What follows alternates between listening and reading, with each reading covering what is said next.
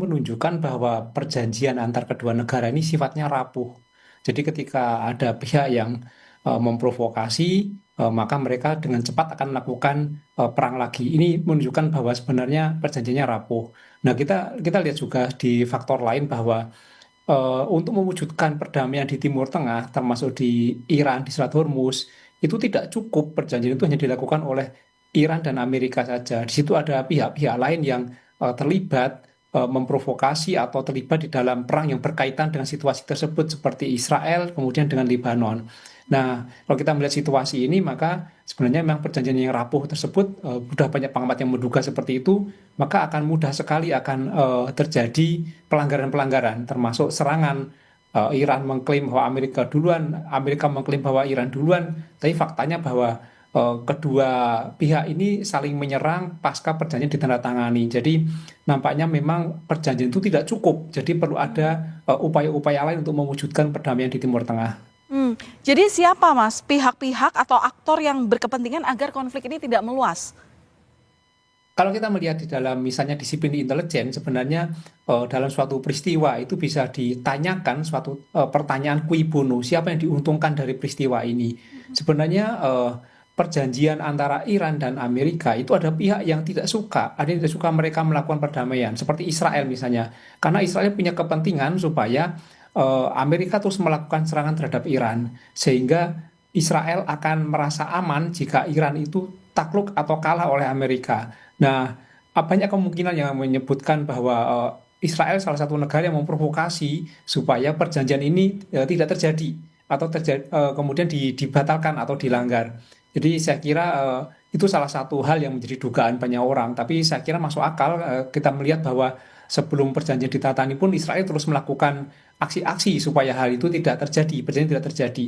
Jadi ketika mewujudkan perdamaian di Timur Tengah, maka Israel, Lebanon, Amerika, Iran itu harus duduk bersama dan mendatangani perjanjian, tidak hanya Iran dan Amerika saja. Tapi kelihatannya penandatanganan perjanjian ini tidak semulus yang kita kira, Mas Tanis. Apakah perlu ada peran dari negara Teluk, kemudian kekuatan Eropa, atau justru tekanan ekonomi yang sebenarnya yang bisa berperan paling banyak untuk kemudian menghentikan serangan aksi saling balas ini?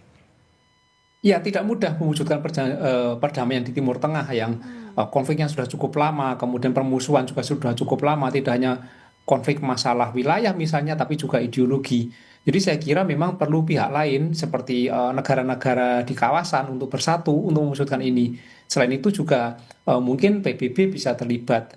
Tetapi semakin banyak yang campur tangan, itu eskalasi bisa justru ikut membesar. Makanya harus hati-hati untuk melibatkan pihak-pihak tentu dalam urusan perdamaian ini. Saya kira yang paling bagus adalah pihak-pihak yang berada di kawasan seperti Qatar, Bahrain, Uni Emirat Arab, kemudian sudah didahului oleh Pakistan. Itu saya kira bagus untuk misalnya kemudian bersatu, bertemu untuk mewujudkan perdamaian ini. Tapi eh, negara besar itu juga bisa mendorong di balik layar misalnya seperti Rusia, Cina, kemudian negara Eropa mungkin juga bisa mendorong untuk itu. Kalau soal ekonomi saya kira eh, perjanjian kemarin itu juga didorong oleh ekonomi. Jadi faktor ekonomi politik di internal Amerika itu cukup menekan Trump sehingga Trump mengupayakan perjanjian ini dengan sangat cepat. Kemarin yang harusnya ditandatangani di Swiss tapi didahului di Prancis, didahulukan di Prancis.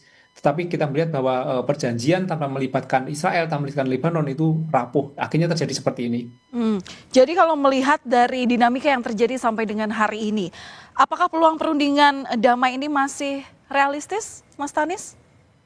Ya, kita harus optimis bahwa perdamaian akan terjadi. Itu adalah komitmen harusnya semua pihak untuk mewujudkan perdamaian. Jadi arah kita harus sana. Kita tidak bisa memihak Amerika, memihak Israel, atau memihak pihak yang berperang. Jadi kita harus mendorong bahwa semua pihak yang di kawasan, misalnya pihak negara-negara Timur Tengah itu untuk bersatu. Saya kira ketika mereka mau bersatu, bertemu, perdamaian bisa terwujud. Kuncinya adalah mau bertemu. Kalau kita melihat bahwa perjanjian antara Amerika dan Iran itu tidak didahului dengan pertemuan. Mereka menandatangani secara digital di tempat yang berbeda. Jadi saya kira kuncinya adalah pertemuan ketika pihak-pihak yang berperan ini bertemu, kemudian ada penengah. Saya kira perdamaian meskipun agak lambat itu pasti bisa terwujud.